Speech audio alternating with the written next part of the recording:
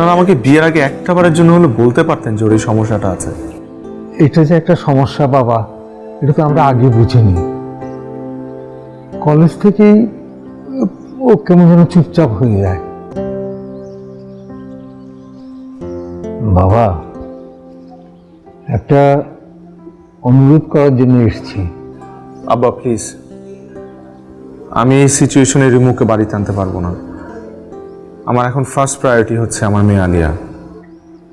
তাহলে তুমি আলিয়াকে রিমুর কাছে নিয়ে এসো।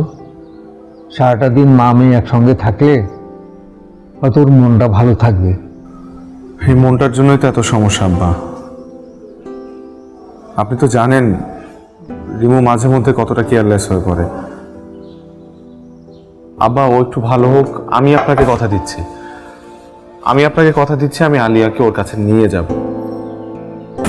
আমাদের উঠে দাঁড়াতে হবে। সকল অন্যায়ের বিরুদ্ধে রুখে দাঁড়ানোর এনার্জি পার্টনার। ও সুস্থ হবে, কবে সুস্থ হবে সেটা তো আমি নিজেও জানি না। ওকে ছাড়া কি আমি ভালো আছি আব্বা? ওকে ছাড়া তো আমার লাইফটা আগের থেকে অনেক বেশি মিস হয়ে গেছে। আমার অফিস সামলাতে হয়, আমার আলিয়াকে দেখে রাখতে হয়। কিন্তু আব্বা আপনারা আমাকে বিয়ের আগে একটা বারের জন্য হলে বলতে পারতেন যে ওর এই সমস্যাটা আছে। এটা যে একটা সমস্যা বাবা, এটা তো আমরা আগে বুঝিনি। কলেজ থেকেই ও কেমন যেন চুপচাপ হয়ে যায়। ভেবেছিলাম বিয়ে হলে, নিজের সংসার হলে সব ঠিক হয়ে যাবে।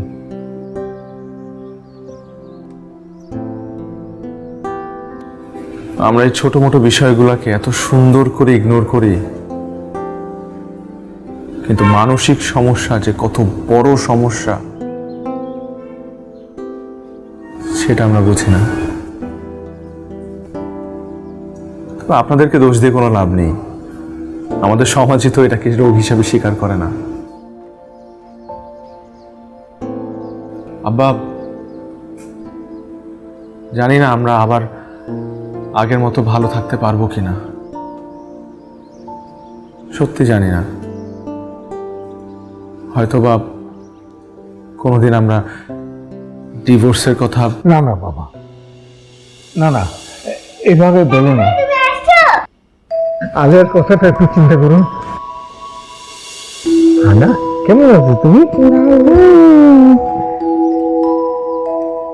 ওয়ালাইকুম আসসালাম। তোমাকে তো চিনলাম না মা। জি আমি। বা ও হচ্ছে পারুল, ও হচ্ছে আলিয়ার। ও আমার নতুন ফ্রেন্ড। ও আচ্ছা, তোমার নতুন ফ্রেন্ড। বাহ বাহ বাহ। আচ্ছা আচ্ছা আচ্ছা। একটু আব্বাকে শরবত দেন। না না, কিছু লাগবে না এখন, কিছু লাগবে না। মা তুমি কেমন আছিস না? স্কুলে আছে ক্লাস?